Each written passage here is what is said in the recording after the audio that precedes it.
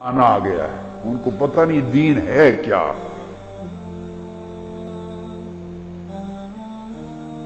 नमाजें नंगे सर खड़े होके पढ़ते,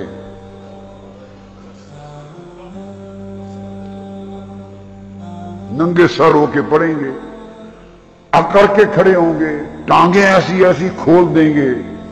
मैंने सारी जिंदगी में,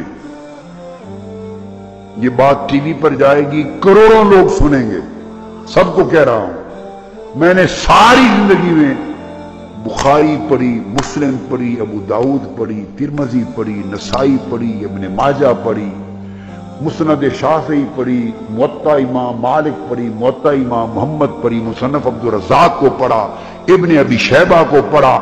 आप गिनते चले जाएं, सारी जिंदगी कुतुब हदीस सैकड़ों की तादाद में पढ़ते वरगर्दानी करते गुजर गई। मैंने जिंदगी में ये नहीं देखा कि आका अलैहिस्सलाम या सहाबा कराम इस तरह 3-3 फुट टांगे खोल कर इस तरह खड़े होते हो, सब में नमाज पढ़ते। मेरी नजर से एक हदीस ऐसी नहीं गुजरी। खुदा के लिए अगर किसी आलिम ने पढ़ी हो तो मुझे बता दे। ये नमाज का अदब कहां से लिया आपने? ये बेअदब भी है इस तरह खड़े होना।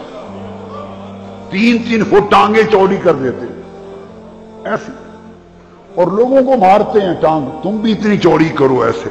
ये बेअदबी का तरीका है खड़े होने का। अकड़ जाना, सर का नंगा कर लेना, टांगे खोल देना, ये तो गुरूर है, तकब्बुर है, तमकनत है, बड़ापन लगता है।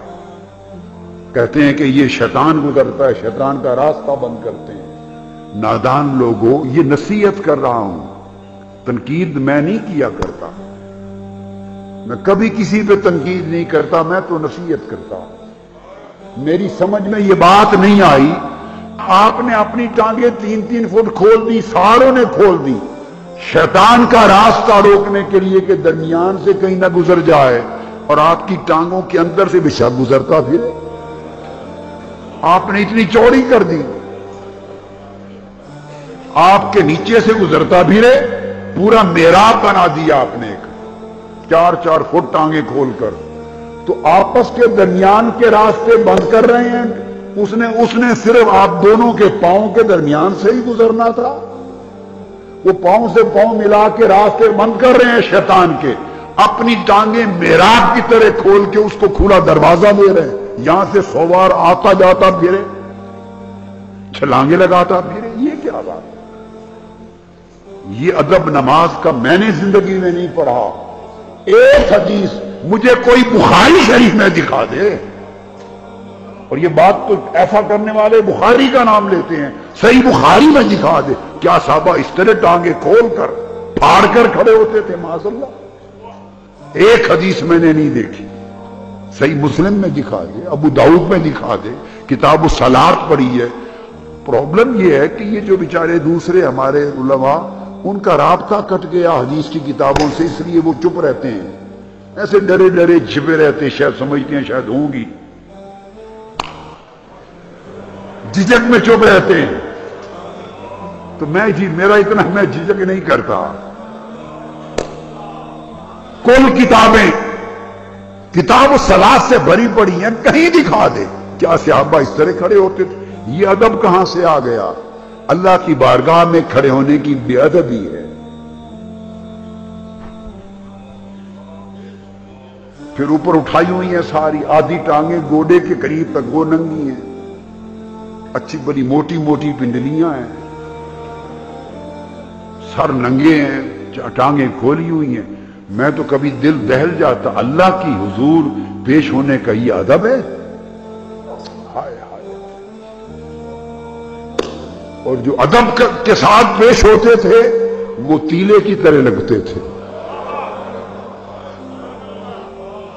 हाय हाय। उन पे गिरी औजारी होती थी, रोते थे, चीखते थे, आओ बुका करते थे।